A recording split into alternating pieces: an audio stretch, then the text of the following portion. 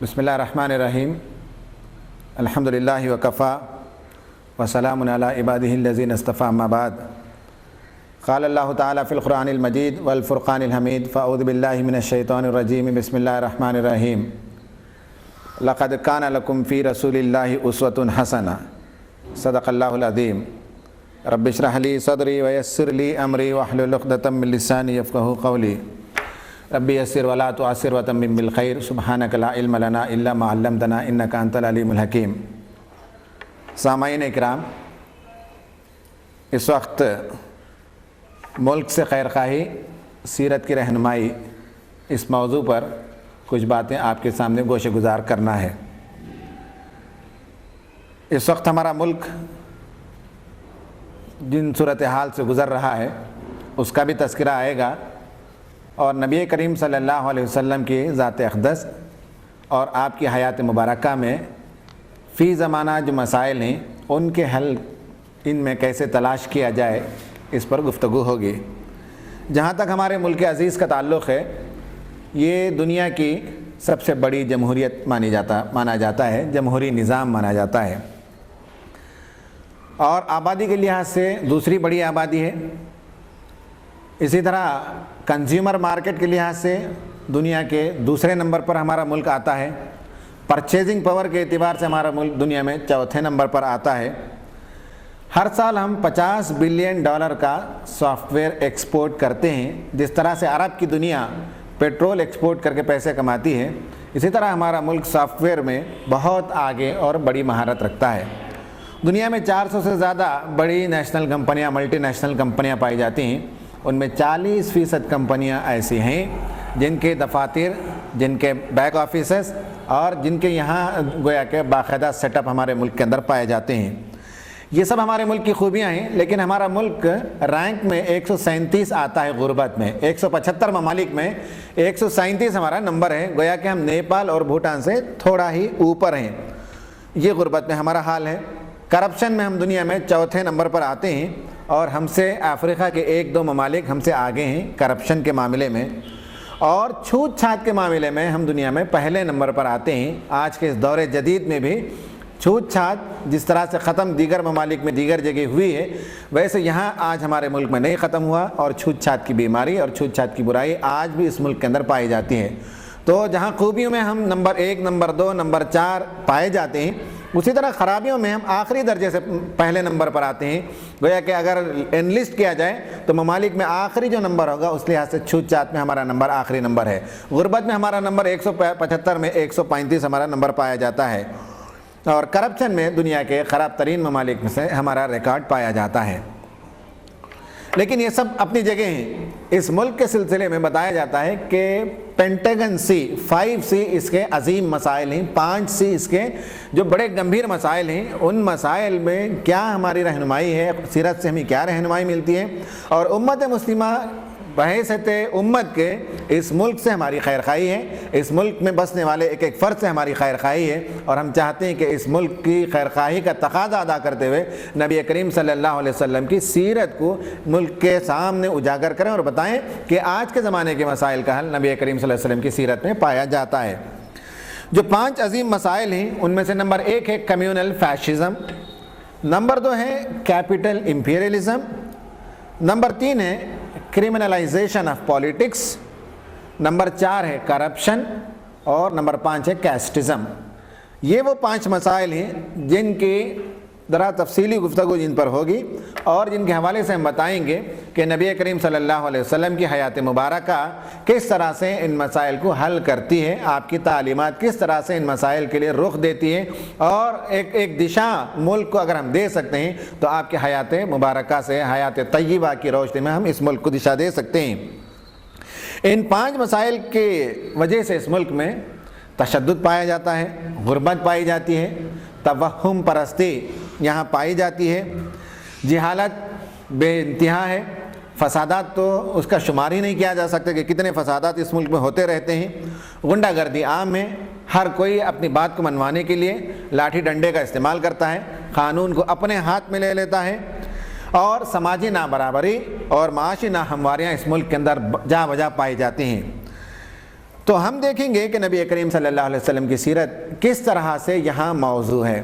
ایک بات تو یہ ہے کہ دنیا میں بہت بڑے بڑے انسان آئے، بڑے عظیم انسان،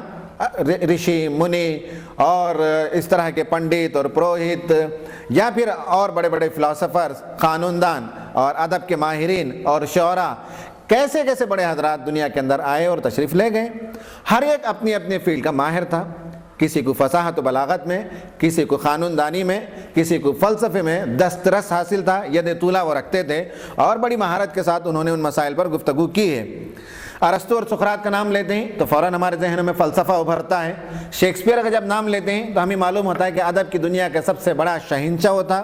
گاندھی جی کا نام لیتے ہیں تو دنیا میں آزادی حاصل کرنے کی سب سے پیسفل میتھڈ اور آزادی حاصل کرنے کا جو سب سے اچھا طریقہ ہو سکتا ہے، نان وائلنٹ طریقہ، اس میں گاندھی جی کا نام دنیا کے اندر روشن ہے۔ گوتم بدھ کا نام جب آتا ہے تو وہ نجات اور مکتی کے سلسلے میں جو رہنمائی ان کی ہے، جو باتیں ان کی طرف سے منقول ہیں، وہ بڑے دل کو اچھی لگنے والی باتیں ہوتی ہیں۔ کنفیوشس کا جب نام آتا ہے تو انسانیت کے ساتھ ادب کا، احترام کا، سلوک کس طرح سے کیا جائے، یہ تعلیمات کنفیوشس کی تعلیمات میں ملتی ہیں۔ لیکن ہمیں معلوم ہونا چاہیے کہ یہ سب جو تعلیمات ہیں کسی زمانے کے لیے یا کسی خاص خطے کے لیے وہ اس زمانے کے لیے ماہر ہو سکتے ہیں۔ شیکسپیئر کے انگریزی کسی زمانے میں جو وہ زبردست انگریزی رہی ہوگی، لیکن آج کے انگریزی کے بالمقابل وہ ایک مشکل انگریزی مانی جاتی ہے۔ یا ارسطو کا فلسفہ کسی زمانے کے لیے وہ بہترین فلسفہ رہا ہوگا، لیکن ہر زمانے کے لیے ہر حال میں یہی فلسفہ منطبق ہوتا ہو، ایسی بات نہیں ہے۔ سیرت کی خوبی یہ ہے کہ نبی کریم صلی اللہ علیہ وسلم جامع الصفات تھے، کامل انسان تھے، اور آپ کے اندر اللہ تعالیٰ نے بے پناہ صلاحیتیں اور ساری خوبیاں، دنیا کی جتنی خوبیوں کا تصور کر سکتے ہیں وہ سب جمع کر دیا تھا۔ اور ایک کامل انسان کا تصور اگر ہم کر سکتے ہیں تو وہ محمد صلی اللہ علیہ وسلم کی ذات میں ایسی ہستی کا تصور کر سکتے ہیں۔ مثلا آپ بہت بڑے قانون دان تھے، دنیا کو آپ نے پہلا تحریری دستور، first return constitution of the world آپ نے دنیا کو دیا۔ قانون کے معاملے میں آپ سے بڑا کوئی ماہر آج تک پیدا نہیں ہوا، چونکہ جو آدمی جس چیز کی ایجاد کرتا ہے وہ بہت بڑا موجد مانا جاتا ہے، اس کا مقام اونچا ہوتا ہے۔ تو دنیا کے اندر دستور اور تحریری دستور، ریٹن کانسٹیٹیوشن کا تصور محمد صلی اللہ علیہ وسلم نے دنیا میں پہلی مرتبہ پیش کیا۔ آپ ایک بہت بڑے قانون دان تھے،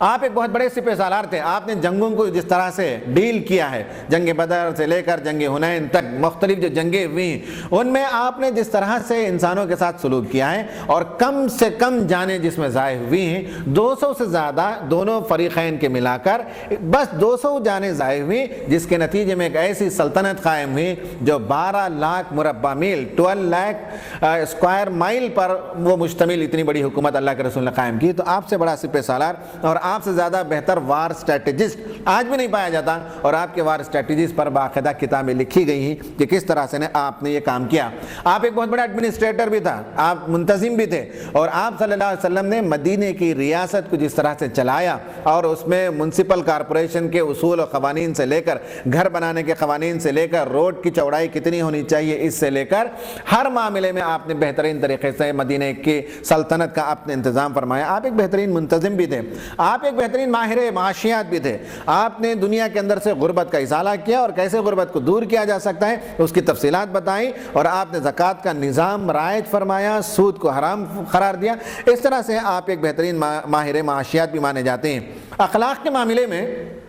دنیا میں باتیں، بہت اچھی باتیں لوگوں نے بیان کی، لیکن اخلاق کے معاملے میں نبی کریم صلی اللہ علیہ وسلم سے زیادہ آپ یہ نہیں دیکھ سکتے کہ باعمل آدمی ہو۔ اخلاق کی باتیں اور فلسفہ کا لکھنا اور بیان کرنا ایک الگ بات ہے، لیکن عملاً آدمی ان اخلاق کا جس کے بارے میں وہ تحریر کرے، جس کے بارے میں وہ تقریر کرے، اس کا نمائندہ بن جائے، اس کی چلتی پھرتی تصویر بن جائے، ایسی ہستیاں دنیا میں کم ملتی ہیں۔ آپ اخلاق کے معاملے میں بہت ہی اعلیٰ ترین اخلاق، تو باعمل بھی تھے اور قابل عمل اخلاق بھی آپ نے دیا۔ یہ آپ غور کیجئے، قابل عمل اخلاق دیا۔ دیکھیں عیسائیت کے بارے میں یہ کہا جاتا ہے کہ تمہارے ایک گال پر جو ہے جھاپڑ کوئی تھپڑ مارے تو دوسرا گال بھی اس کے سامنے پیش کر دیا کرو۔ یہ قابل عمل کوئی اخلاقی اصول نہیں ہے۔ اللہ کے رسول نے جو اصول دیا وہ یہ ہے کہ تم چاہے تو بدلہ لے لو، جیسا تم پر ظلم ہے اتنا تم بدلہ لے سکتے ہو، مگر معاف کر دو تو یہ بہتر ہے۔ اس کو کہتے ہیں قابل عمل اخلاق۔ اللہ کے رسول نے اس طرح کے اخلاق دنیا کے سامنے پیش کیے۔ آپ سیاسی فلسفہ آپ نے جو دنیا کے سامنے پیش کیا، وہ سیاسی فلسفہ یہ تھا کہ زمین خدا کی ہے، حکم خدا کا چلے، بندہ خدا کا اور خدا بندے کے لیے، یہ اصول آپ نے دیا، قیصر کا قیصر کو، خدا کا خدا کو، یہ تصور آپ نے نہیں دیا۔ تو سیاسی فلسفہ بھی جو آپ نے دیا ہے وہ بڑا متوازن فلسفہ دنیا کے اندر پایا جاتا ہے۔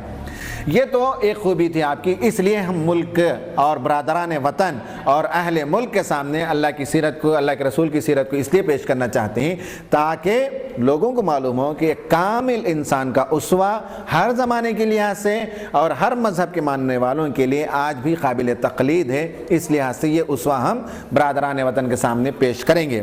دوسری بات اس وجہ سے بھی پیش کرنا ہے کہ اللہ کے رسول کی زندگی اگر کہیں سب سے زیادہ محفوظ ہے تو وہ قرآن مجید کے اندر محفوظ ہے، اور قرآن مجید کی سب سے بہترین تفسیر نبی کریم صلی اللہ علیہ وسلم کی سیرت ہے، اور دنیا میں قرآن سے زیادہ کوئی کتاب مستند اور محفوظ کتاب موجود نہیں ہے۔ ویداز ہوں کہ پراناس ہوں، ان سب کے بارے میں یہ بات ہے صاحب، وہ ساری کتابیں ان کے بعد کے رشی اور منیوں نے اپنی یادداشت سے لکھا۔ تورات تو کئی مرتبہ گم ہوئی اور کئی مرتبہ اسے لکھا گیا، اور حضرت عزیر علیہ السلام نے اپنی یادداشت سے تورات کو لکھا۔ انجیل کے بارے میں تو خود یہ بات محققین نے لکھا ہے کہ حضرت عیسیٰ علیہ السلام نے کبھی یہ نہیں لکھوایا کسی سے کہ یہ اللہ تعالیٰ کا کلام ہے لکھو، ان کے اقوال کو لوگوں نے بعد میں لکھا قلم بند کیا، اور 60 سے زیادہ بائبل لوگوں نے لا کر کلیم کیا کہ یہ حضرت عیسیٰ علیہ السلام کی تعلیمات ہیں، اور آخر میں ان میں سے 4 کا منتخب کیا گیا۔ تو کوئی مذہبی کتاب، الہامی کتاب اپنی جگہ آج محفوظ نہیں ہے۔ نبی صلی اللہ علیہ وسلم کی سیرت کی مستند ترین کتاب جو قرآن مجید ہے وہ آج اپنی اصلی شکل میں موجود ہے، اور 1930s میں جرمنی میں یہ ریسرچ کیا گیا کہ دنیا بھر سے 26,000 قرآن کے نسخوں کو جمع کیا گیا، اور اسی طرح بائبل کے نسخوں کو جمع کیا گیا، اور کمپائر کر کے دیکھا گیا کہ کہاں تفاوت پایا جاتا ہے۔ تو بائبل میں ہزاروں مسٹیکس پائے گئے، اور وہ اس تحقیقی کمیشن نے اسے ثابت کیا، جبکہ قرآن مجید میں ایک لفظ کا بھی فرق آگے پیچھے نہیں ہوا۔ بعض لوگوں نے لکھا ہے کہ صرف زیر زبر کا کتابت کی غلطیاں تو پائی گئیں، لیکن حرف اور جملے اور املا جو کرایا گیا اس میں کہیں کوئی فرق نہیں پایا جاتا۔ تو اس لیے بھی اللہ کے رسول کی سیرت کو دنیا کے سامنے پیش کرنے کا ایک موقع کہ یہ محفوظ کتاب کے اندر محفوظ آپ کی سیرت ہے۔ تیسری بات یہ کہ آپ کی سیرت خود محفوظ ہے۔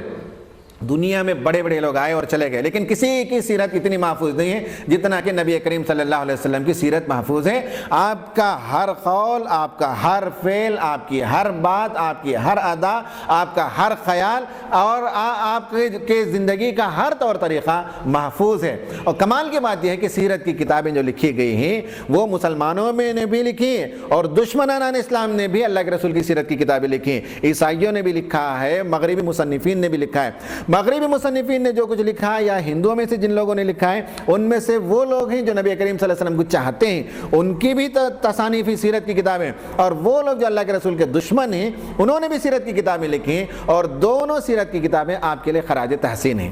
نوٹ کیجئے کہ مسلمان لکھتا ہے تو ایک الگ بات ہے، غیر مسلم اللہ کے رسول کی شان میں، آپ کی تعریف میں کوئی بات لکھتا ہے تو یہ خراج عقیدت ہے، خراج تحسین ہے۔ مائیکل ہارٹ کی جو کتاب ہے دی 100، اس میں آپ اللہ کے رسول صلی اللہ علیہ وسلم کو نمبر 1 پر اس نے مقام دیا، تو گویا کہ سارے دنیا کے انسانوں میں اس نے خراج عقیدت پیش کیا کہ دنیا کے سب سے اعلیٰ ترین، کامل ترین انسان پائے جاتے ہیں، اور سب سے زیادہ جو ہے سکسیسفل انسان کو یہ ہیں تو نبی صلی اللہ علیہ وسلم ہی، یہ اس نے خراج عقیدت پیش کی۔ لیکن جن لوگوں نے آپ کے خلاف لکھا وہ بھی ایک معنی میں خراج عقیدت پیش کرتے ہیں۔ آدمی حسد میں بڑے لوگوں سے حسد کرتا ہے، تب اس طرح کی باتیں کرتا ہے۔ آپ دیکھ لیجئے کوئی آدمی لیکچرر اور پروفیسر ہے تو اپنے سے اوپر جو HOD ہے اس کے ساتھ حسد کرے گا، کسی پیون کے ساتھ کبھی کوئی آدمی حسد نہیں کرتا۔ اسی طرح آپ دیکھ لیجئے کہ کوئی آدمی بزنس مین ہے تو اپنے چھوٹے چپراسی وغیرہ پر وہ حسد نہیں کرتا، اپنے سے بڑے جو کمپیٹیٹرز ہوتے ہیں ان سے حسد کرتا ہے۔ اللہ کے رسول، آپ کی تعلیمات، آپ کی ذات، آپ کا پیغام جس طرح سے یورپ کے خلوق کو مسخر کرتا چلا جا رہا ہے، اس سے لوگ گھبرا کر آپ کی سیرت کے خلاف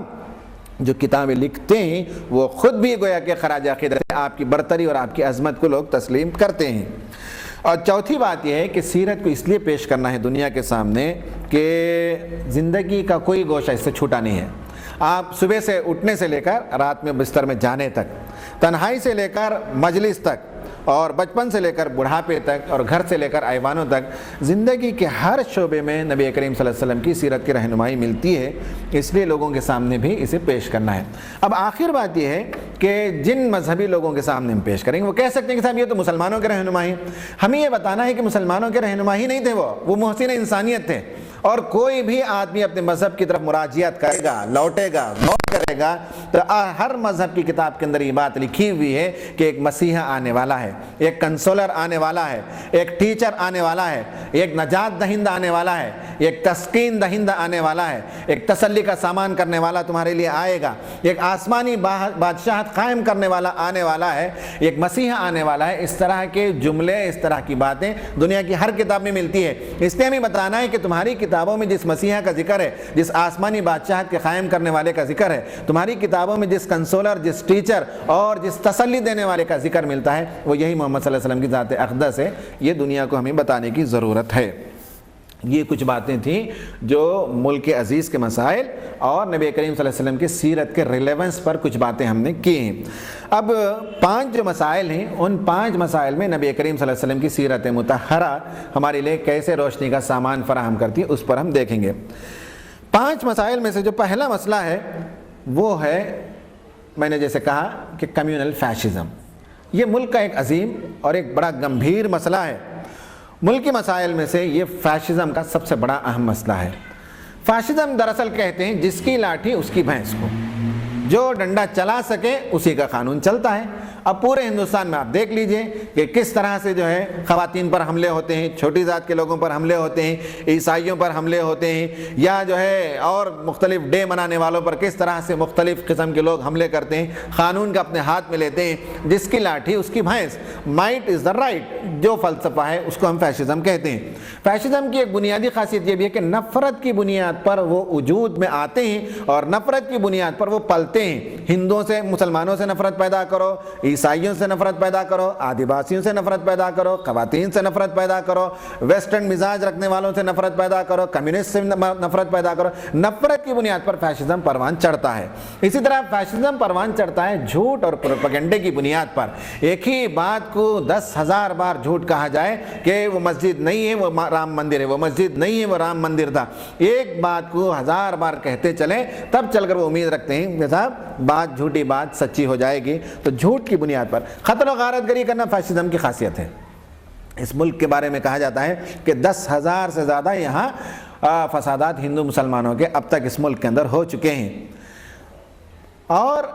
مسلمانوں پر حملے قتل و غارت گری کے، عیسائیوں پر چرچس میں پہلے گجرات میں ہوئے، پھر اڑیسہ میں، اس کے بعد کرناٹک میں، اس کے بعد تمل ناڈو کے کچھ علاقوں میں انہوں نے عیسائیوں پر حملے کیے۔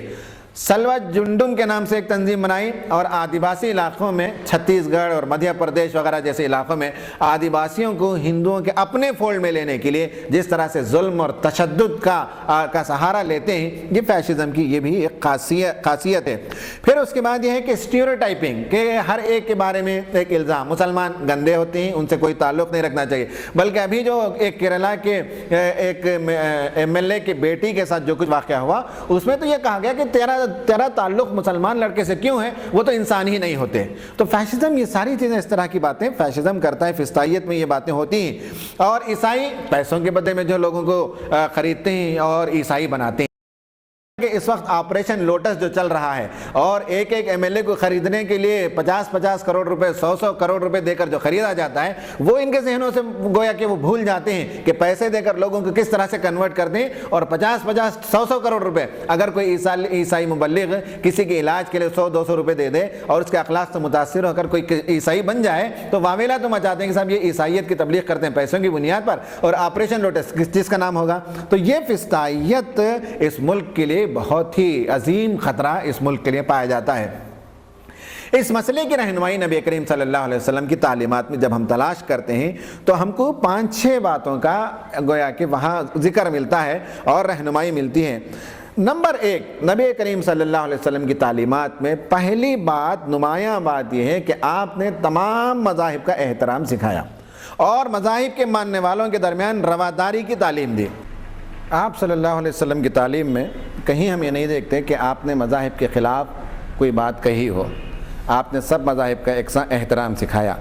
یہ اور بات ہے کہ مذہب کے ماننے والے اپنے اصلی مذہب سے جہاں جہاں انہوں نے انحراف کیا، وہاں آپ نے بتایا کہ تم نے یہاں انحراف کیا ہے، ورنہ یہ کہ یہودیوں کے بارے میں قرآن مجید جو بات کہتا ہے، نبی کریم صلی اللہ علیہ وسلم کا پیغام یہی تھا کہ فضلتکم علی العالمین، دنیا میں تمہارا بہت اونچا مقام، تمہیں اللہ تعالیٰ نے سرداری، تمہیں اللہ تعالیٰ نے امامت، تمہیں اللہ تعالیٰ نے مملکت، تمہارے درمیان اللہ تعالیٰ نے بے شمار انبیاء بھیجے، یہ شرف اور یہ فضیلت یہودیوں کو حاصل تھا، جس کا ذکر قرآن مجید میں ملتا ہے۔ حضرت عیسیٰ علیہ السلام کی ذات کے سلسلے میں اللہ کے رسول صلی اللہ علیہ وسلم کا جو موقف تھا، قرآن مجید کی آیتیں بتاتی ہے، رسول اللہ وکلمتہ القاہا الی مریم وروح منہ، یہ سورہ بقرہ کے اندر یہ بات آئی ہے کہ وہ اللہ کے رسول تھے، اللہ کا کلمہ تھا جو مریم کی طرف القاء کیا گیا، اور وہ روح اللہ تھے۔ اس بات کی تصدیق آپ صلی اللہ علیہ وسلم نے کی ہے۔ مذہب کے جتنے رہنما، جتنے بانی، جتنے بڑے جو پائے جاتے تھے، ان سب کے سلسلے میں قرآن کے جو عزت افزا کلمات پائے جاتے ہیں۔ قرآن نے ایک جگہ کہا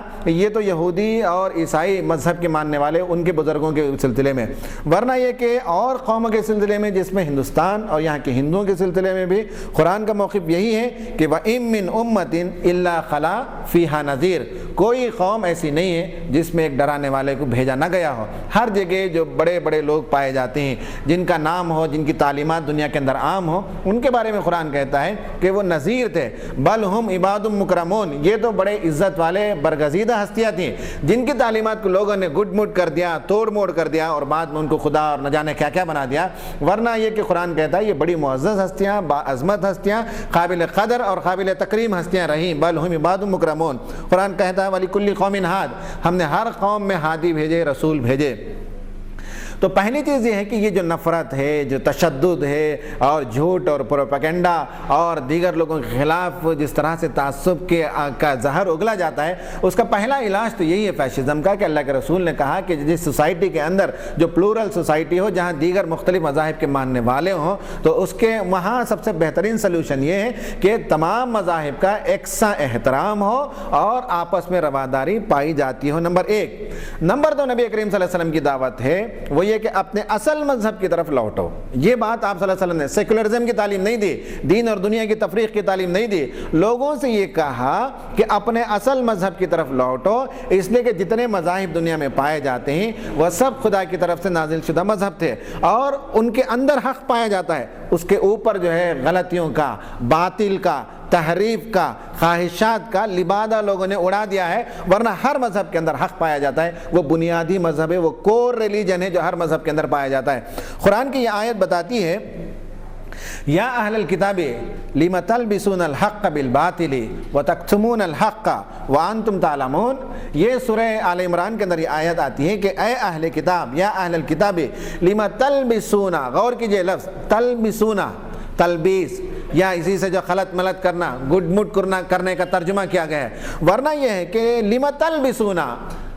لم تلبسون الحق بالباطل، حق پر تم نے باطل کا لباس اڑا دیا۔ یہ آسان ترجمہ سمجھنے کے لیے، ہر مذہب کے اندر بنیادی طور پر حق پایا جاتا ہے، اور اس پر سے لوگوں نے باطل کا لبادہ اڑا دیا۔ باطل کا لباس اڑانے کے نتیجے میں قرآن کہتا ہے وَتَكْتُمُونَ الْحَقَّ، حق چھپ گیا اندر، اسے نکالو، تلاش کرو واپس، تو مراجعت کرو، لوٹو اپنے اپنے مذہب کی طرف۔ یہ تعلیم ہے کہ اپنے اپنے مذہب کو ترک کرنے کی بات نہیں ہے۔ جیسے مسلمانوں سے کہا گیا ہے کہ یہاں فیسسٹ نے 3 مسلمانوں کے سامنے حل پیش کیے، یا تو اسیمیلیشن کا کہ تم ضم ہو جاؤ ہماری قوم کے درمیان، تب تمہارا کوئی فرقہ وارانہ فسادت کا مسئلہ نہیں ہوگا، یا ایلیویشن، ہم تمہیں اس سماج سے کاٹ کر رکھ دیں گے، ہم تمہیں اس سماج کے لیے ایک بھیانک ہستی اور ایک اچھوت قوم بنا کر رکھ دیں گے، یا انیہیلیشن، یا جو ہے فسادات کر کے تمہاری قوم کا خاتمہ کر دیں گے۔ یہ ٹرپل اے کا فارمولا جو ہے یہاں کے فیسسٹ لوگوں نے مسلمانوں کے سامنے پیش کیا، جبکہ اللہ کے رسول نے جو فارمولا پیش کیا وہ اپنے مذہب کو ترک کرنے کی بات نہیں ہے، اپنے مذہب کی طرف مراجعت اور لوٹنے کی بات ہے۔ اس لیے کہ جب آدمی اپنے مذہب کی طرف لوٹے گا تو وہاں اس مذہب کے اندر ایک آخری تسکین دینے والا، ایک نجات دہندہ کا تصور ملے گا، تو آٹومیٹکلی پھر وہ نبی کریم صلی اللہ علیہ وسلم کی تعلیمات پر عمل پیرا ہونے کی کوشش کرے گا۔ تو یہ دوسری بات ہے جو آپ کی سیرت سے ہمیں ملتی ہے۔ اس ملک میں فیسسٹ لوگوں کے مزاج کا یہی حل یہ ہے کہ اس ملک میں جتنے مذاہب پائے جاتے ہیں ان کا یکساں احترام ہو، اور ان میں جو حق پایا جاتا ہے اس کی طرف لوگ رجوع کریں اور لوٹیں، تب اس ملک کے مسائل حل ہوں گے۔ تیسری بات یہ ہے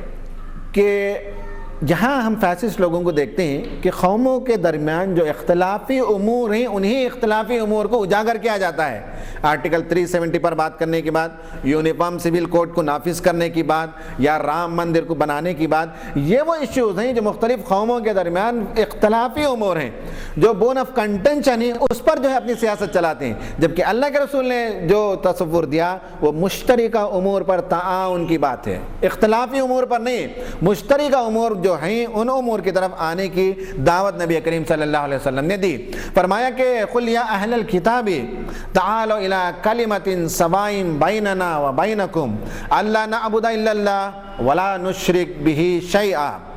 وَلَا يَتَّخِذُوا بَعْضُنَا بَعْضًا أَرْبَابًا مِّن دُونِ اللَّهِ. فرمایا کہ اے اہل کتاب، مدینے میں جب تھے، کہا کہ آؤ تم اور ہم جو ہے ایک کامن پوائنٹ آف انٹرسٹ پر اور ایک کامن پوائنٹ آف انٹرسیکشن پر، تمہارے اور ہمارے درمیان جو چیز کامن ہے، جو گویا کہ مشترک امور ہے، ان امور پر ہم بات کریں گے. اور وہ مشترک یہ ہے تمہارے اور ہمارے درمیان کہ ایک خدا کی عبادت ہو. کسی مذہب کے اندر یہ بات، اس سے انکار نہیں کیا جا سکتا کہ ایک خدا کی عبادت نہیں ہونی چاہیے. اور کہا کہ وَلَا نُشْرِكْ بِهِ شَيْئًا، اور تمہاری کتابوں میں بھی ہے شرک کا کوئی تصور نہیں پایا جاتا. وَلَا يَتَّخِذُوا بَعْضُنَا بَعْضًا أَرْبَابًا مِّن دُونِ اللَّهِ، اور قانون بنانے اور کا حق انسانوں کو نہیں ہے، اور ہم کسی کو اربابا من دون اللہ، خدا کے علاوہ وہ ربوبیت اور رب کے جو صفات ہیں وہ کسی انسان کی طرف ہم منتقل نہیں کریں گے. انسان انسان رہے، خدا خدا رہے، اور ہم اور تم مل کر ایک کامن پوائنٹ پر بات کریں. یہ تیسرا سلوشن نبی کریم صلی اللہ علیہ وسلم کی ذات سے ہمیں ملتا ہے. یہ جو میں نے باتیں بتائیں یہ تو علمی باتیں ہیں. اس کا عملی اظہار یہ ہے کہ جب آپ مدینہ تشریف لے گئے تو آپ نے لوگوں کو جمع کیا، بڑے بڑے ذمہ داروں کو، اور آپ نے ریٹن کانسٹیٹیوشن جو بنایا، پہلا دستور، اس دستور میں آپ نے لکھا کہ یہ دستور محمد صلی اللہ علیہ وسلم، مکے سے ہجرت کرنے والے مسلمان، مدینے میں رہنے والے مسلمان، مدینے میں رہنے والے یہودی، مدینے میں رہنے والے عیسائی، اور مدینے میں رہنے والے مشرک، یہ 6 لوگوں کے درمیان یہ ہمارا ایگریمنٹ ہے. آپ نے یہ ایگریمنٹ کروایا اور یہ دستور لکھوایا. اس دستور کے اندر 5 آرٹیکلز پائے جاتے ہیں اور کلازز جو 34 پائے جاتے ہیں. 5 آرٹیکل اور 34 کلاز، یعنی 5 دفعات اور 34 شق پائے جاتے ہیں. یہ پورا دستور ہے جس میں یہ باتیں بتائی گئی ہیں کہ مدینہ ہم سب کا مدینہ ہے. مدینے کی حفاظت، مدینے کی دفاع ہم سب کی ذمہ داری. یہ 6 جو لوگ ہیں، محمد صلی اللہ علیہ وسلم، مکے کے مسلمان، مدینے کے مسلمان، مدینے کے یہودی، مدینے کے عیسائی، مدینے کے مشرک، یہ 6 جو گویا کہ بڑے بڑے جو گروپس ہیں، یہ سب پر مشتمل جو یہ اگریمنٹ یہ کہتا ہے کہ مدینہ ہم سب کا ہے اور اس کی حفاظت کرنا، اس کی ترقی کے لیے کام کرنا ہم سب کی ذمہ داری ہے. تو اگر ہندوستان میں ہم یہ اپلائی کرتے ہیں کہ یہ ملک ہندوؤں کا بھی ہے، مسلمانوں کا بھی ہے، عیسائیوں کا بھی ہے، پارسیوں کا بھی ہے، یہودیوں کا بھی ہے، سکھوں کا بھی ہے، اور یہ اس ملک کی ترقی کے لیے سب مل کر کام کریں گے اور کوئی کسی سے اختلاف نہیں کرے گا. بالخصوص آرٹیکل 5 کلاس 14 یہ کہتا ہے کہ شہر مدینہ میں ایک دوسرے فریق کے ساتھ جنگ کرنا حرام ہے. آپ نے کہا کہ یہودی عیسائی کے ساتھ، عیسائی مدینے کے مشرک کے ساتھ، مدینے کا مشرک مسلمان کے ساتھ کوئی کسی سے آپس میں لڑائی نہیں کرے گا. جو کرے گا وہ حرام کام ہوگا. آرٹیکل 5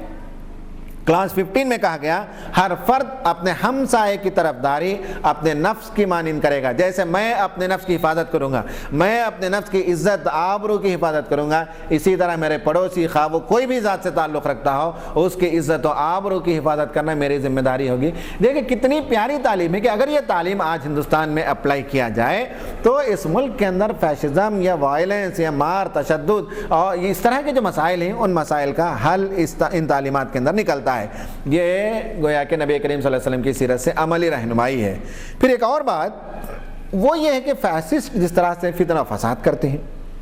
کبھی مسلمانوں کے خلاف دنگے فساد، کبھی چھوٹی ذات کے لوگوں کے خلاف دنگے فساد، کبھی عیسائیوں کے خلاف دنگے فساد، اس میں فسادات کی ماں جو ہے وہ گجرات 2002 کا جو رائٹ ہے ان میں جس طرح سے بربریت کا اظہار کیا، 2000 سے زیادہ مسلمانوں کا کچھ شہید کیا گیا، 10,000 سے زیادہ مسلمان بے گھر کر دیے گئے، خواتین کا ننگا کر کے ان کا جلوس نکالا گیا اور حاملہ عورتوں کے پیٹ کو چاک کر کے ان سے بچے نکالے گئے. یہ اور اس طرح کی درندگی کے سلسلے میں ہمیں معلوم ہونا چاہیے کہ اللہ کے رسول نے اپنے صحابہ کو جب جنگ کے لیے بھیجتے تھے تو آپ کی تعلیمات یہ تھی کہ یہ بات یاد رکھو کہ بوڑھوں پر حملہ نہیں کرو گے، عورتوں پر حملہ نہیں کرو گے، ان لوگوں پر حملہ نہیں کرو گے جو تمہارے ساتھ جنگ میں اس وقت برسر پیکار نہیں ہے، یعنی عام سیولینز پر تم جو ہے قتل نہیں کرو گے، ان پر تلوار نہیں چلاؤ گے۔ پھر جو مذہب کے ماننے والے اپنی عبادت گاہوں کے اندر بیٹھے ہوں گے ان پر تم حملہ نہیں کرو گے، بچوں پر حملہ نہیں کرو گے، درخت نہیں کاٹو گے، پانی کو گدلا نہیں کرو گے، یہ اور اس طرح کی تعلیمات آپ صلی اللہ علیہ وسلم کی جو جنگ کی حالت میں بھی یہ سب ممنوع ہیں۔ تو عام جو ملک کے اندر جو چھوٹے موٹے معاملات پر فسادات ہو جاتے ہیں وہاں ہم ہر حدود کو، ہر حد کو جو پار کر جاتے ہیں، نبی کریم صلی اللہ علیہ وسلم کی تعلیم بتاتی ہے کہ حدود کا احترام کرنا چاہیے اور بوڑھوں کو، بچوں کو، عورتوں کو اور نان کمبیٹنٹس کو اور مذہبی ذمہ داروں کو نہیں مارنا چاہیے، انہیں اس فساد میں ملوث نہیں کرنا چاہیے۔ یہ آپ صلی اللہ علیہ وسلم کی تعلیم ہے۔ پھر آپ صلی اللہ علیہ وسلم کی ایک تعلیم ایسی ہے جو اگر آج نافذ کر دیا جائے تو اس ملک سے کل ہی فسادات رک سکتے ہیں۔ وہ یہ ہے کہ مدینہ میں جب آپ نے لوگوں کو جمع کیا اور کہا کہ اس ملک کی حفاظت ہم کریں گے تو اس میں سے ایک قانون آپ نے رکھا تھا، وہ قسامہ، قصاص اور خون بہا کا۔ کوئی آدمی مدینہ کے اندر مقتول پایا جائے تو جس نے قتل کیا اسے تلاش کیا جائے گا، اس سے قصاص لیا جائے گا، اسے قتل کر دیا جائے گا، جس نے قتل کیا اسے قتل کر دیا جائے گا، یا اس سے خون بہا لیا جائے گا، بلڈ کمپنسیشن لیا جائے گا۔ اور قسامہ یہ ہے کہ آدمی کو اگر نہیں ملے تو جن پر ڈاؤٹ ہو، جو سسپیکٹڈ کرمنلز ہو، ان سے قسم لیا جائے گا کہ ہم نے قتل نہیں کیا۔ اس کے بعد جو ہے حکومت کی طرف سے بلڈ کمپنسیشن دیا جائے گا۔ یہ اللہ کے رسول نے 3 قوانین بتائے، قصاص میں کہ جس نے قتل کیا اسے قتل کر دیا جائے، خون بہا میں بلڈ کمپنسیشن لیا جائے، اور قسامہ یہ ہے کہ جو سسپیکٹڈ کرمنلز ہیں ان سے قسم لے کر اگر انہوں نے قتل نہیں کیا ہے تو پھر حکومت جو ہے اپنی طرف سے کمپنسیشن دے گی۔ ہمارا کمپنسیشن کتنا ہوتا ہے؟ کوئی آدمی مر جائے، ₹1,00,000 ₹50,000، جتنا غریب ہے تو اتنا کم دے دیتے ہیں، یا 4-5 لاکھ روپے دیتے ہیں۔ غور کیجئے اللہ کے رسول نے کتنا جو ہے بلڈ کمپنسیشن طے کیا تھا۔ آپ نے بلڈ کمپنسیشن طے کیا تھا کہ 100 اونٹوں کا معاوضہ، 100 اونٹوں کے برابر میں خون بہا دوں گا۔ 100 اونٹ سے مراد آج ایک اونٹ کی قیمت مان لیجئے اندازاً ₹50,000 ہے، تو 100 اونٹ کا مطلب ہوا 50 لاکھ روپے ایک انسانی جان کی قیمت، اس سے بھی ادا نہیں ہوتی۔ لیکن کہا کہ 50 لاکھ روپے جو ہے جس نے قتل کیا، معلوم ہے کہ سب مہاراشٹر میں، بمبئی میں جو ہے فلاں تنظیم کے لوگوں نے مسلمانوں کو قتل کیا ہے، تو اس تنظیم کے ذمہ داروں پر یہ ذمہ داری عائد ہوگی اس سیرت کی، اس تعلیم کی روشنی میں کہ ایک ایک مسلمان کے خون کے بدلے 50-50 لاکھ روپے کا کمپنسیشن دیں۔ گجرات میں جو فسادات ہوئے 2002 میں، جس میں نے جیسے کہا کہ 2000 مسلمان شہید کیے گئے، اگر اللہ کے رسول کی اس تعلیم کے مطابق دیکھا جائے تو 1,000 کروڑ روپے کا کمپنسیشن مودی صاحب کو دینا پڑے گا مسلمان کمیونٹی کو۔ تو یہ قصاص کا جو تصور ہے، یہ جو تعلیم ہے، یہ ایسی چیز ہے کہ اس کے بعد فسادات نہیں ہو سکتے۔ اس ملک کے اندر کوئی کسی کا خون نہیں بہائے گا، کوئی کسی پر ظلم نہیں کرے گا، کوئی کسی کی جان کے ساتھ نہیں کھیل سکے گا اگر یہ تعلیمات آج بھی سیرت کے نافذ ہوتے ہیں۔ یہ پہلی بات ہے کہ ملک کے مسائل میں سے ایک مسئلہ جس کے سلسلے میں ہمیں خیر خواہی ہے کہ یہاں فسادات نہ ہو، یہاں فیشزم نہ ہو، یہاں کسی کی عزت و آبرو کے ساتھ نہ کھیلا جائے، یہاں مذاہب کے درمیان دشمنی پیدا نہ کرائی جائے اور مذہبوں کی تحقیر اور نفرت کی نگاہ سے نہ دیکھا جائے، تو اس کے لیے نبی کریم صلی اللہ علیہ وسلم کی سیرت سے یہ اسوہ ہمارے سامنے، یہ رہنمائی ہمیں ملتی ہے۔ دوسرا مسئلہ اس ملک کا وہ ہے سرمایہ دارانہ نظام کا تسلط،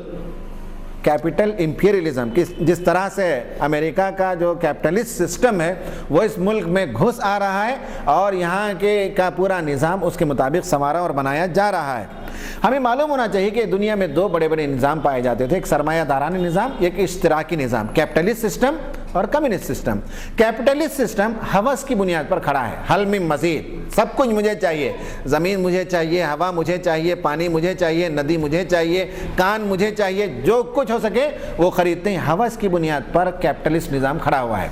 اور جبکہ کمیونسٹ نظام حسد کی بنیاد پر کھڑا ہے، اسے کیوں اتنا پیسے مل گئے، یہ انڈسٹریلسٹ کیوں اتنا کماتا ہے، اسے کیوں اتنا نفع ملتا ہے، لڑو اس کے خلاف، ہتھیار اٹھاؤ۔ تو ہوس اور حسد کی بنیاد پر یہ دونوں نظام کھڑے ہوئے ہیں۔ ہوس جب آدمی کو جو ہے اس کا بھوت سوار ہو جاتا ہے تو پھر پیسے ہی کمانا ہے تو شراب کے ذریعے سے پیسے کماتے ہیں، جوا کے ذریعے سے پیسے کماتے ہیں، لاٹری کے ذریعے سے پیسے کماتے ہیں، اور پھر ندیوں کو پرائیویٹائز کر کے اس سے پیسے کماتے ہیں، ڈیم خود اپنا پرائیویٹ بناتی ہیں جس کی ضرورت بھی نہ ہو تو اس سے پیسے کماتے ہیں، شیئر مارکیٹ میں الٹا سیدھا کر کے سارا مینیپولیشن کرتے ہیں، جس طرح سے ستیم کمپنی وغیرہ کا جو کچھ معاملہ ہمارے سامنے ہے کہ کس طرح سے فراڈ کر کے لوگ کیپٹلسٹ نظام پیسے کمانا ہے تو اس کے نتیجے میں کس طرح سے لوگوں کے پیسوں کو جو ہے خرد برد کر لیا جاتا ہے۔ دھوکہ دینا ایک عام بات ہے، جھوٹ بولنا ایک عام بات ہے، فریب دینا ایک عام بات ہے، اور کیپٹلسٹ نظام میں حسن بھی بکتا ہے، مسکراہٹ بھی بکتی ہے اور جسم بھی فروخت ہوتا ہے۔ یہ اس وقت اس ملک کا سرمایہ دارانہ نظام ایسا ہے کہ جس میں کسی چیز کی عزت باقی نہیں رہ گئی اور کسی چیز کا تقدس باقی نہیں رہا، انسانی فطرت کی مسکراہٹ تک بھی وہ گویا کہ ایک کموڈیٹی بن گئی، ایک قابل فروخت خرید و فروخت شے اس ملک کے اندر بن گئی ہے۔ سوشلسٹ جو نظام ہے اس میں کلاس اسٹرگل ہے، جس کی بہترین مثال نیکسلائٹ سے ہم دیکھتے ہیں کہ کس طرح سے سرمایہ داروں پر اور بڑے زمینداروں پر حملہ کرتے ہیں اور ان کا مال لوٹ کر غریبوں میں تقسیم کرتے ہیں۔ یہ اس ملک کا گویا کہ نظام اور جس میں بالخصوص سرمایہ دارانہ نظام کا تسلط یہ بڑا گمبھیر مسئلہ ہے۔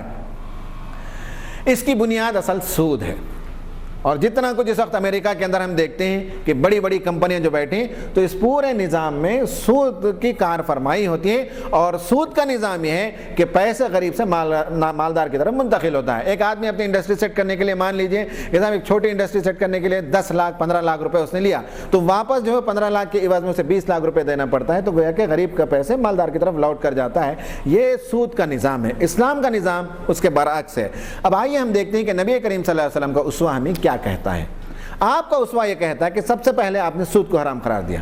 ایک نہیں دو نہیں کئی جگہ قرآن مجید نے کہا کہ یا ایھا الذین آمنوا لا تاکلوا الربا اضعافا مضاعفا، یہ بڑھتا چڑھتا سود کھانا چھوڑ دو، اور اس کے باوجود بھی جو لوگ سود کھانا نہیں چھوڑیں گے قرآن نے کہا فاذنوا بحرب من اللہ ورسولہ، اللہ اور اس کے رسول کی طرف سے اعلان جنگ ہے سود خوروں کے خلاف۔ آپ نے جب حجۃ الوداع کے موقع پر 1,24,000 صحابہ کرام کو جمع کیا، آپ نے تقریر کی، اس تقریر میں آپ نے کہا کہ لوگوں سود آج کے دن سے حرام ہے اور سود کو میں اپنے پیروں تلے رونتا ہوں، اور مجھے میری طرف جو کچھ پیسے آنا ہے یعنی اپنے چچا کا سود حضرت عباس نے جو کچھ پیسے دیا تھا اس کے عوض میں جس کا بھی سود آنا ہے ان سب کو میں معاف کرتا ہوں، اور آج میرے پیروں تلے میں سود کو رونتا ہوں۔ تو آج اس ملک کے لیے سب سے بڑا مسئلہ سودی نظام، اس کے لیے آپ نے سود کی حرمت بتائی۔ شراب کے سلسلے میں آپ نے بتایا کہ شراب حرام ہے، ایک نہیں دو نہیں 3 جگہ قرآن مجید نے بتایا کہ شراب کو حرام قرار دیا گیا ہے، اور یہ سماج کے لیے انتہائی نقصان دہ ہے۔ کیپٹلسٹ نظام میں یہ بھی ایک بہت عام بات ہے۔ یا ایھا الذین آمنوا انما الخمر والمیسر والانصاب والازلام رجس من عمل الشیطان فاجتنبوہ، کہا کہ شراب، جوا، یہ پانسے، یہ لاٹری، یہ ساری چیزیں، کہا کہ ان سے بچو، یہ شیطان کے عمل ہیں۔ آپ نے تیسری بات یہ کہی کہ لا ضرر ولا غرر، نہ کسی کو نقصان پہنچائیں نہ کسی کو دھوکہ دیں، یعنی لاٹری، سٹا، جوا، یہ ساری چیزوں کو آپ نے حرام قرار دیا۔ پھر آپ نے کہا کہ لا ضرر ولا ضرار، نہ خود نقصان اٹھاؤ نہ دوسروں کو نقصان دو۔ انشورنس کمپنیاں کا یہی حال ہوتا ہے، یا تو وہ دوسروں کا نقصان کرتی ہیں، سب کے پیسے لے کر جمع کرتے ہیں اور اس کے بعد جو ہے لوگوں کو پیسے واپس نہیں لوٹتے، یا خود نقصان اٹھاتے ہیں، جس طرح کہ امریکہ میں اس وقت ہوا، یہ IG جس طرح سے بیٹھی اور دیگر کمپنیاں جو نقصان اٹھائیں۔ تو یہ قرآن اللہ کے رسول کے احادیث سے معلوم ہوتا ہے کہ یہ ساری چیزیں سماج کے لیے نقصان دہ ہیں۔ پھر آپ نے فرمایا زکوٰۃ جمع کرنا، مالداروں سے پیسے لینا اور غریبوں کی طرف منتقل کرنا، اور کمپلسری 2.5% اور ضرورت پڑنے پر اس سے بھی زیادہ، مفسرین نے لکھا ہے، شارحین نے لکھا ہے، لوگوں سے مالداروں سے پیسے لیا جائے گا، غریبوں کی طرف لوٹایا جائے گا۔ اس میں ایک بات یہ بھی ہے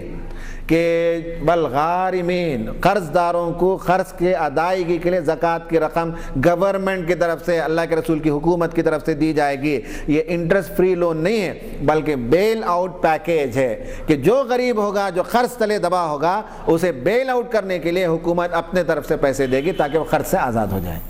یہ اللہ کے رسول کی سیرت سے ہمیں دوسری بات معلوم ہوتی ہے۔ پہلی چیز، اس ملک کے اندر فیشزم کے ابھرنے کا حل، دوسرا یہ کہ اس ملک میں جو سرمایہ دارانہ نظام آ رہا ہے اس کے سلسلے میں نبی کریم صلی اللہ علیہ وسلم کی رہنمائی میں ملتی ہے کہ سود کو حرام قرار دیا جائے، شراب کو حرام قرار دیا جائے، سٹا اور جوا اور لاٹری کو حرام قرار دیا جائے، اور انشورنس کے جو دیگر اصول ہیں، میوچولائزیشن جسے کہتے ہیں، میوچولائز کرنا، تو اس اصول کو نافذ کیا جائے، زکوٰۃ کو نافذ کیا جائے، اور مالداروں سے پیسے لازماً لے کر غریبوں کی طرف لوٹایا جائے، اور قرض ادا کرنے کے لیے بیل آؤٹ پیکیج دیا جائے۔ یہ سب نبی کریم صلی اللہ علیہ وسلم کی سیرت سے ہمیں ملتا ہے۔ تیسرا ہے مسئلہ وہ جیسے میں نے کہا کہ کرمنل پولیٹکس، سیاست میں جرائم پیشہ لوگوں کی آمد اور جرائم کا ارتکاب، یہ سیاست کی عام بات آج ہو چکی ہے۔ سیاست دراصل ایک سٹیٹس کا نام ہے، ایک پاور کا نام ہے، ہیرارکی کا نام ہے، اونچائی اور مرتبے کے اظہار کا نام ہوتا ہے۔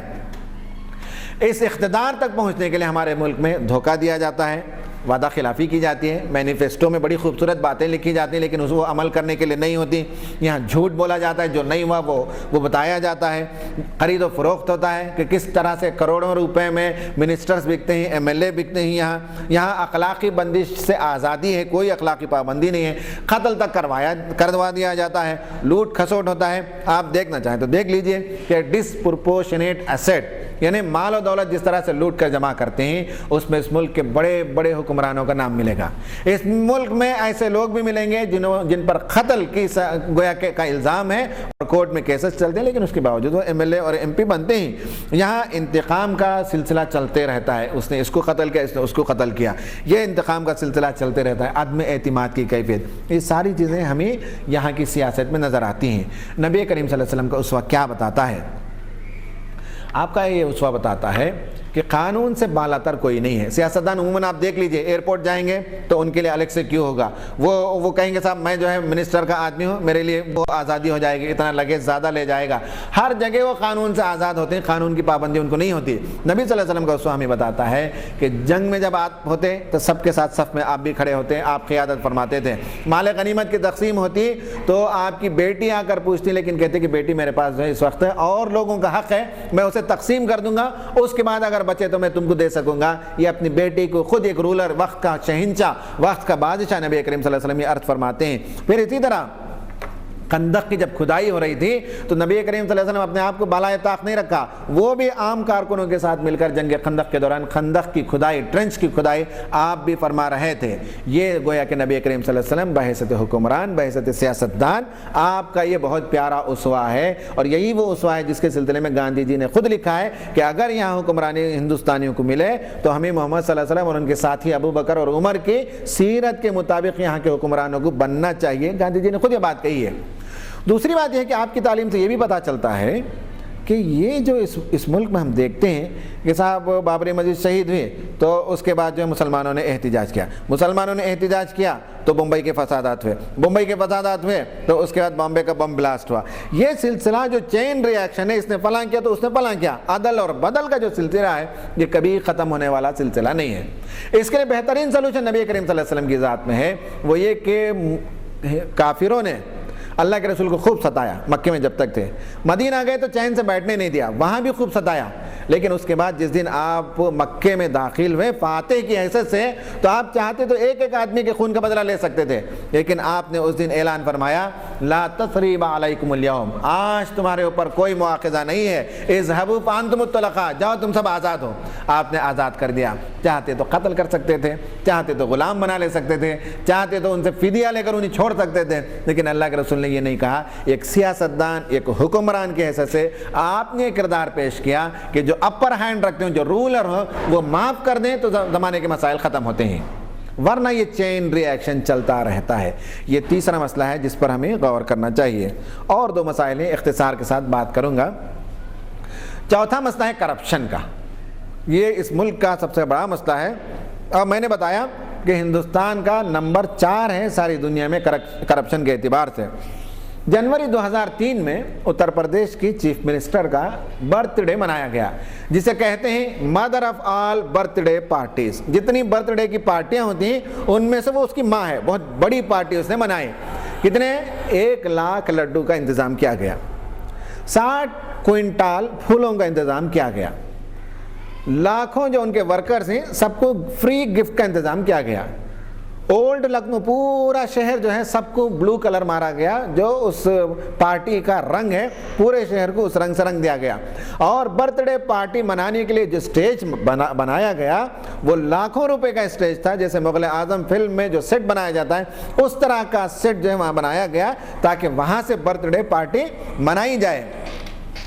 یہ کہاں سے پیسے اتنے آ سکتے ہیں؟ سوائے کرپشن کے، لوٹ کھسوٹ کے پیسے کے، یہ کہاں سے اتنے پیسے مل سکتے ہیں؟ تمل ناڈو کی سابقہ جو وہاں کی وزیر اعلیٰ تھیں، ان کی تو شادی نہیں ہوئی لیکن انہوں نے ایک بچے کو گود لیا، یہ کہا جاتا ہے، اور اس کی شادی ہوئی تو 10 کروڑ روپے سے زیادہ اس بچے کی شادی میں پیسے خرچ کیے گئے۔ کہاں سے پیسے آئے؟ گھر میں ابلتا ہے کیا سونا ابلتا ہے گھر میں؟ کہاں سے یہ پیسے آتے ہیں؟ یہ سب کرپشن کے نتیجے میں یہ سارے پیسے آتے ہیں۔ خود اس کرناٹک کے اندر ہم جو دیکھ رہے ہیں اس وقت خرید و فروخت MLAs کی، جن میں 50-50 100 کروڑ روپے دیے جاتے ہیں، یا آخر کرپشن کے پیسے کے بغیر کہاں سے یہ پیسے آ سکتے ہیں؟ تو یہ صورتحال ہے اس ملک کی کہ کرپشن سے یہ ملک جو ہے یہ اس کی کمر ٹوٹی جا رہی ہے۔ آپ صلی اللہ علیہ وسلم کا اسوہ کیا تھا؟ یہ حکمرانوں کا اقتدار کا اظہار ہوتا ہے کرپشن کے ذریعے سے۔ آپ کا حال یہ تھا کہ نبی کریم صلی اللہ علیہ وسلم جب ایک مرتبہ سو رہے تھے، حضرت عمر داخل ہوئے تو کیا دیکھتے ہیں کہ نبی کریم صلی اللہ علیہ وسلم ایک ٹاٹ کی بوریے پر سوئے ہوئے ہیں۔ آپ جب اٹھ کر بیٹھے تو آپ کے پیٹھ پر بوریے کے نشانات پڑ گئے تھے۔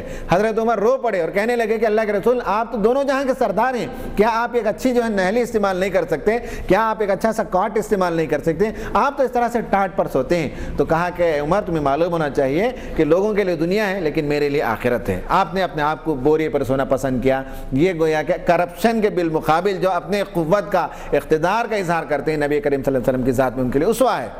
ہمیں معلوم ہے کہ جب خندق کی کھدائی ہو رہی تھی تو لوگ بھوک کے مارے پتھروں میں اپنے پیٹوں پر پتھر باندھ لیے تھے۔ کسی صحابی نے اپنے پیٹ کو بتایا تو ایک پتھر بندھا ہوا تھا، اللہ کے رسول نے اپنا کرتا مبارک اٹھا کر بتایا تو اس کے اندر 2 پتھر بندھے ہوئے تھے۔ یہ ہے دراصل ایک اسوہ،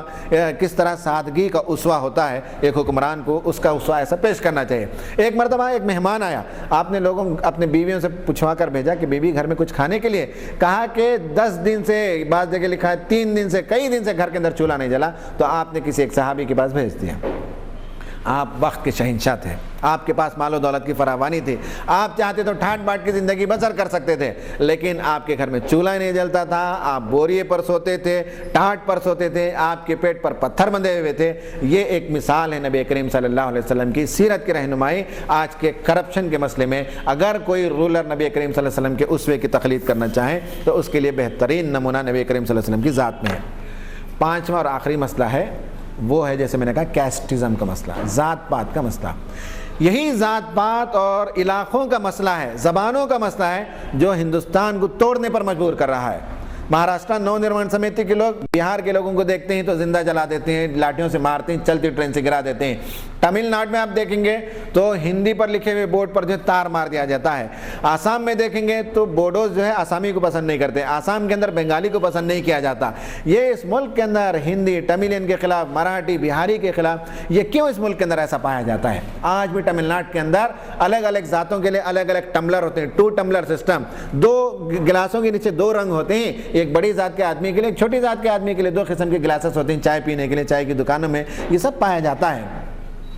یہ جو ذات پات کی تفریق، یہ جو علاقوں کی تقسیم، یہ جو زبان پر تعصب، یہ اس ملک کا ایک شدید مسئلہ ہے۔ آپ صلی اللہ علیہ وسلم کا اسوہ بتاتا ہے کہ آپ کے زمانے میں بھی بہت سے قبیلے پائے جاتے تھے، بہت سے مذہب کے لوگ پائے جاتے تھے، اور حبشی پائے جاتے تھے، اور سید پائے جاتے تھے، اور بڑے خاندان کے لوگ پائے جاتے تھے۔ ان سب کے درمیان آپ نے کیسٹزم کے مسئلے کو کیسے حل کیا؟ نمبر 1 ہے کہ آپ نے بتایا کہ سب کا خدا ایک ہے، مراٹھی کا خدا بھی ایک، بہاری کا خدا بھی ایک، تملین کا خدا بھی ایک،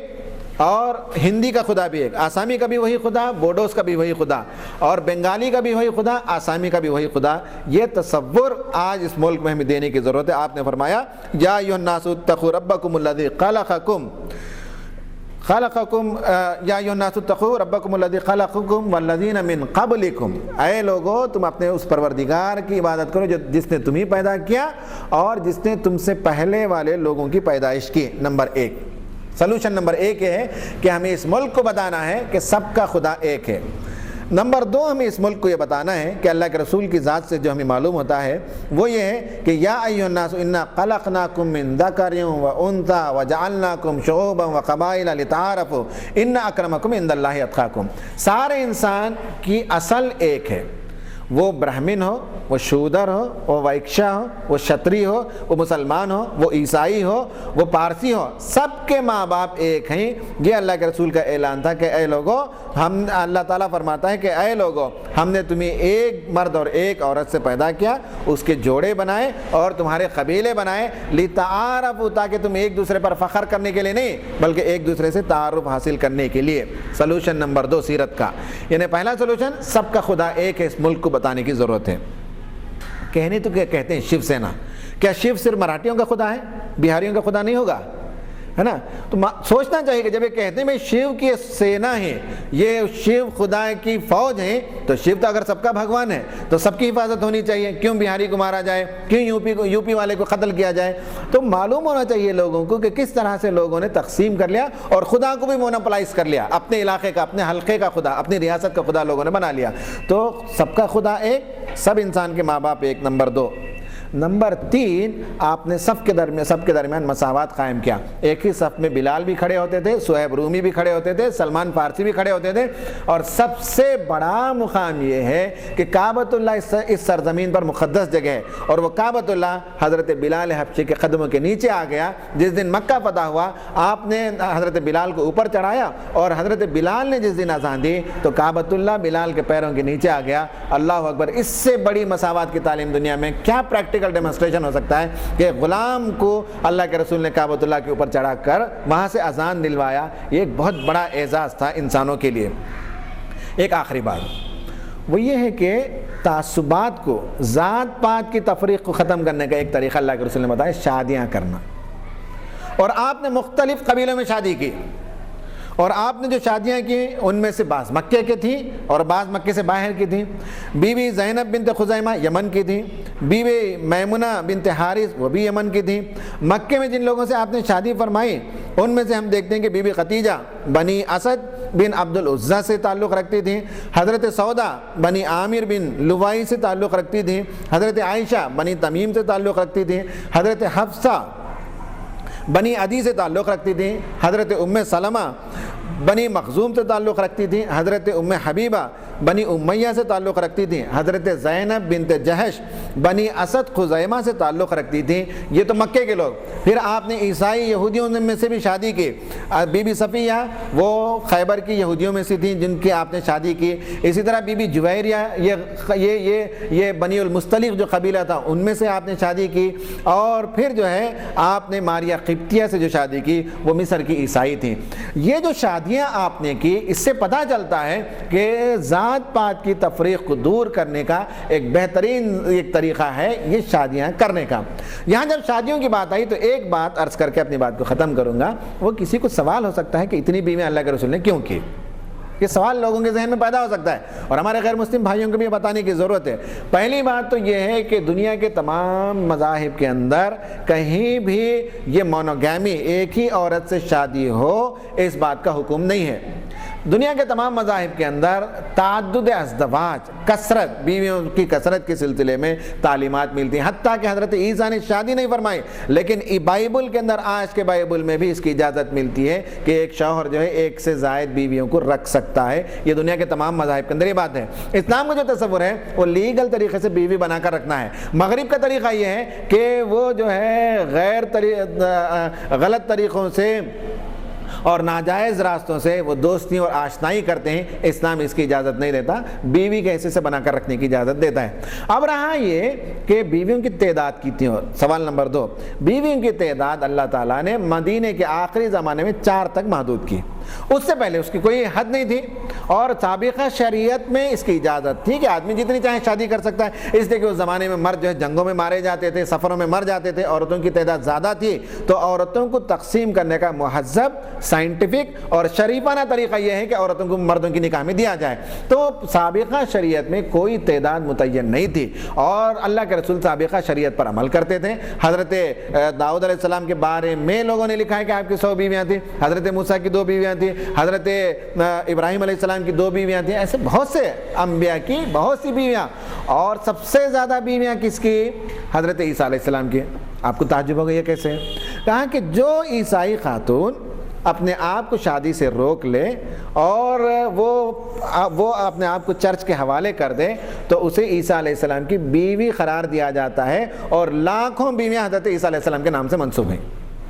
یہ سب خرافات تو اسلام کے اندر نہیں ہے، یہ سب باتیں تو اسلام کے اندر نہیں۔ تو کئی لوگوں کی کئی شادیاں ہوئی تھیں، یہ شریعت میں جائز تھی یہ بات۔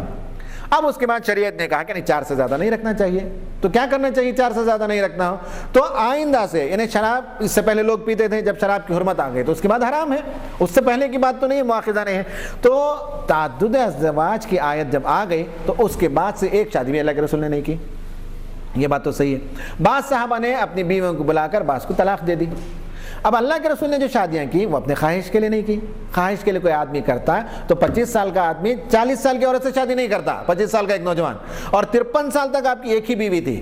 53 سال کے بعد مکے کے بعد آپ نے اور بیویاں کی، وہ اس وجہ سے کہ مردوں میں تو نبی آئے، عورتوں میں نبی کوئی نہیں آئی، تو نبوی تعلیم کو عورتوں میں عام کرنے کے لیے آپ نے کئی ازواج سے شادی کی، کہ نبوت کے کام کو آگے بڑھانے کے لیے آپ نے شادی کی تھی۔ آپ نے اپنی بیویوں کو بلایا اور کہا کہ دیکھو 4 کا حکم آ گیا ہے، تو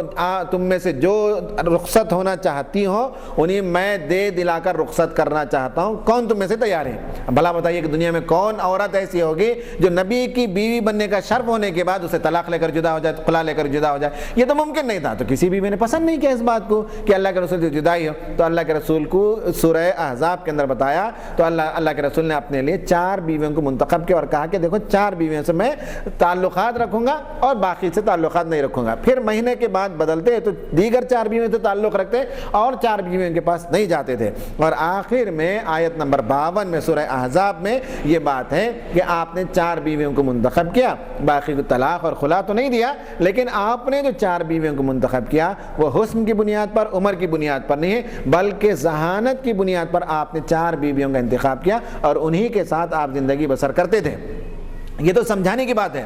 ورنہ یہ ہے کہ اللہ کے رسول کی جو اسٹریٹجی تھی وہ یہی ہے کہ سب تعصبات کو، ذات پات کی تفریق کو ختم کرنے کا بہترین طریقہ سب لوگوں کے درمیان جو ہے وہاں شادی کی جائے۔ آج اس ملک کے لیے بھی یہی مسئلہ ہے کہ جو بڑے بڑے حکمران ہیں ان کے لیے یہی سلوشن ہے کہ واقعی اس ملک میں سب انسانوں کو برابر سمجھتے ہوں، تو پھر جو ہے الگ الگ تمل ناڈو سے ایک شادی کریں، مراٹھی سے ایک شادی کریں، بنگالی سے ایک شادی کر کے لائیں اور اتر پردیش کی ایک عورت کو رکھیں، تب ہم مانیں گے کہ واقعی یہ ملک کے جو ہے خیر خواہ ہیں اور ملک کی سالمیت کے سلسلے میں سیریس اور سنجیدہ ہیں۔ آپ کو معلوم ہونا چاہیے، میں ایک بات عرض کر کے اپنی بات کو ختم کرتا ہوں، کہ جب